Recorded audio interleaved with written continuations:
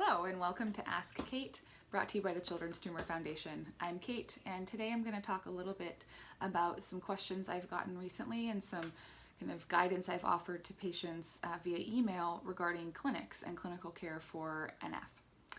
So the first email was with a mother whose daughter has NF2 and she's a teenager, and they were set up in a clinic and they had been going there for several years since initial diagnosis. And mom contacted me because she felt a little frustrated. She felt like she did not understand the plan for her daughter's care. She felt that there really nothing was being done, and she was frustrated. So my response to her essentially is what I tell most parents, which is, I'm not there. I can't tell you if nothing is being done. I can't tell you if it makes sense that they're waiting, that they're doing the MRIs and not anything more aggressive or not. That's not only not my scope, but I'm not your child's provider, and there's no way that I could fully understand the situation from far away. However, I do encourage parents to trust their instincts. If you are your child's primary care provider, which if you're their legal guardian or their parent, and I would say if you are an adult living with NF, then you are your primary person, right? You are your own best advocate. And so when you're working with your medical team, I always encourage patients, parents of patients, you should be seen as an essential part of that medical team. No, you don't have a medical degree maybe, or maybe, yeah, you're not the most advanced, most educated person in the room. Yes, we accept that. The reason we see the doctors is because they know a lot about the disease, right? But you know the most about yourself or your child, and that will always be true. And so if you're frustrated and don't understand what's going on, there are several ways to deal with that. One thing is to say and to know that you have a right to understand everything that's being done or not done, and understand it to the extent that you feel that you can agree with that plan. If your medical team is unwilling or unable to help you to get to that place, then that's something to think about. Do you need someone to come with you to help you understand? Do you need to find a new doctor?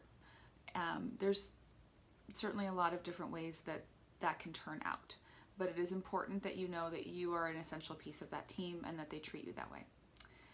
Another thing that I talked about with this mother is that she specifically asked for some recommendations because she thought maybe it would be a good idea to get a second opinion. This is something I would almost never discourage. There's really very few downsides that I can't even really think of a downside to going to another expert and saying, this is our situation, this is what we're being recommended to do, what do you think?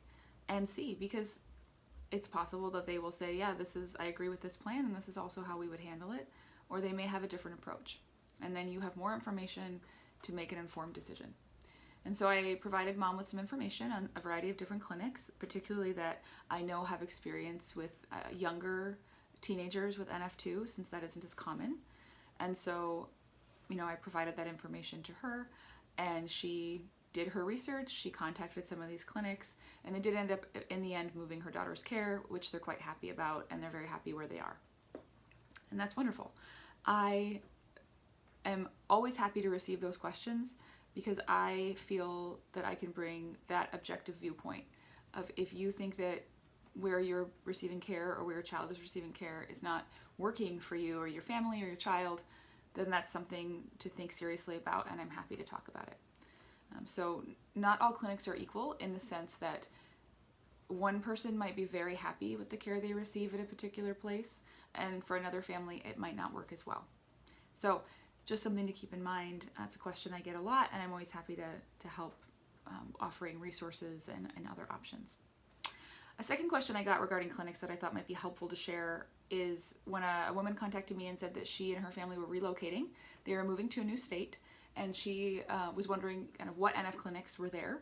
So together, we looked at the options. She happened to be choosing a state where there were several options, which we know is not always the case. In some states in the United States, there are no NF network clinics. That doesn't mean there's not good NF care, but it can make it trickier to find that care. So I shared with her the different options. She made a decision, and she set up a virtual appointment to discuss the way that the clinic runs with the medical team at this particular office. And so she emailed me the night before that appointment and she asked me, can you help me figure out what questions to ask? What are the questions that I can ask that would give me a sense of what our experience in this clinic might be like? So one thing I said was that if there was anything about where you're being treated now that you were dissatisfied with, I would start with those questions and find out if it's similar or different to this clinic that you're considering moving to. Other questions that I recommended that she asked are is your NF clinic multidisciplinary? Essentially, this means, can I see different specialists all in one day? Can I schedule it so that if we need to see our neurologist and our ophthalmologist and maybe also our neurosurgeon, can I see them all in one day, or do we need to make separate visits, separate appointments? That's not a deal breaker either way, but it's good information to have. Another question would be, what kind of specialists are a part of your facility? Are there certain ones that are tied into your NF clinic? Do you always refer to the same neurosurgeon, the same ophthalmologist? Do you have a team model for that? And is there any specialist that you know that you or your child needs that might be missing from their medical center? Another thing I recommended in her particular case was to ask about a pain specialist. Many larger medical centers now have really fantastic pain teams that are made up of a variety of different specialists that really focus on dealing with chronic pain. And so if that's a problem for you or your child, it's definitely a good question to ask. The last thing I recommended was that she ask if there was one doctor that would oversee her child's medical care. Would this be maybe a neurologist or a medical geneticist? In some cases, maybe a neurosurgeon. But this person would be considered the lead doctor for your child's care.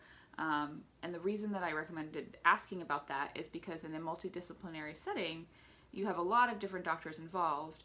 And while as the parent, I do always encourage that you are the one that's going to know what everybody's saying.